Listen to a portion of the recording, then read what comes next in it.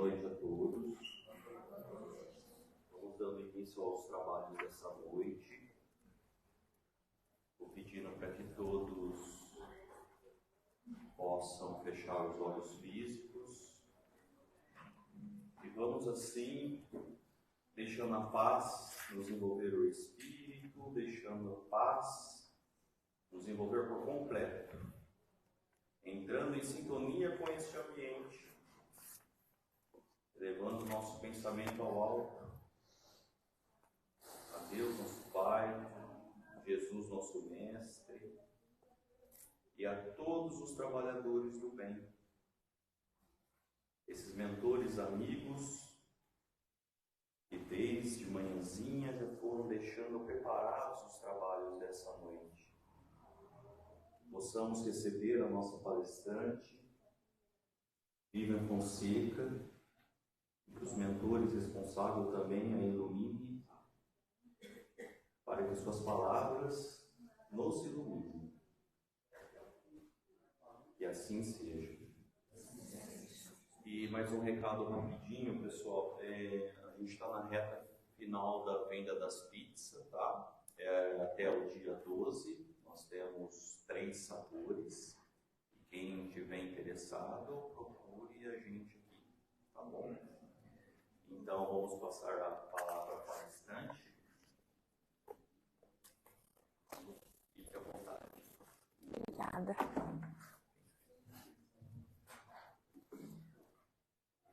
Uma boa noite a todos. Que a paz do Mestre Jesus possa inundar o nosso coração nessa noite de terça-feira e que possamos receber o seu amor, receber a sua luz com toda a alegria que nós podemos nessa noite, né? Estamos aqui reunidos com Jesus e por Jesus, para o nosso entendimento, para o nosso aprimoramento moral, evolução, porque Jesus é o caminho, a verdade e a vida, né? Não tem outro caminho. É a questão 625 do Livro dos Espíritos. Quem é o nosso guia e modelo? Alguns dizem Jesus, outras traduções vede Jesus, mas é a menor resposta e a mais complexa e a mais difícil. Porque ver Jesus, seguir Jesus, exige uma renúncia tão grande que a gente ainda, enquanto espíritos, aprendizes do Evangelho, temos dificuldade de entender, né? De entender Jesus. Porque na maioria das vezes a gente busca Jesus para próximo de nós, tentando humanizá-lo, ao invés de fazermos o movimento de irmos até Ele. Mas, vocês me perdoem que eu estou com um pouco de dor de garganta, mas é de falar e de gritar bastante hoje, que a gente fez atividade que gritou, enfim. Mas que a gente possa sentir essa noite, nessa casa de luz, o acolhimento de Jesus. Que a gente possa sentirmos-nos acolhidos pelo seu amor, pela sua luz, pela sua misericórdia. E que os nossos corações, embalados pela alegria de aqui estarmos essa noite, um convite tão carinhoso, uma oportunidade tão preciosa, porque falar de Jesus é oportunidade sempre. E quem nos convida, nos oferece essa oportunidade de redenção. Então, embalados nessa alegria, que a gente possa falar do Evangelho e que os nossos corações possam se abrir para as luzes e para todas as bênçãos que os benfeitores desta casa possam nos trazer essa noite, nessa noite de aprendizado, né? E a gente vai falar um pouquinho sobre diante de mim. E agora? O que vem à nossa mente quando a gente faz essa pergunta, né? Eu estou diante de mim, só tem eu comigo mesmo. O que eu vou fazer? Eu me conheço a ponto de me entender e saber que eu me basto? Que eu me amo? Ou eu ainda estou em processo de autoconhecimento? Eu me auto-perdoo? Como que eu convivo comigo? Porque essa é a questão que a gente vai tentar refletir um pouquinho. Como que eu me olho? Eu acordo todas as manhãs e olho no espelho e falo comigo assim, nossa, que coisa mais linda! Como eu me amo! Como eu sou feliz! Como eu sou grato! A maioria de nós, às vezes, não tem nem tempo de comer pela manhã, porque a gente, às vezes, sai correndo, um tempo, assim, sempre escasso. Mas Jesus falou assim, amar ao próximo como a ti mesmo. Amar ao próximo é difícil, mas e amar a gente? O que será que é mais difícil? A gente se amar ou a gente amar o próximo? Ou amar o inimigo? Não, o inimigo a gente nem coloca porque a gente ama. Deve amar o inimigo sem contestação e sem reflexão. Sabe por quê? Porque ele é o único que pensa na gente 24 horas. Nem a gente pensa na gente 24 horas. Então vamos deixar ele de lado. Agora a questão, o que é mais fácil? Amar o próximo ou amar a nós mesmos? E essa é uma questão muito difícil de responder. Porque quando que a gente para pensar como que a gente se relaciona conosco? Essa autorreflexão.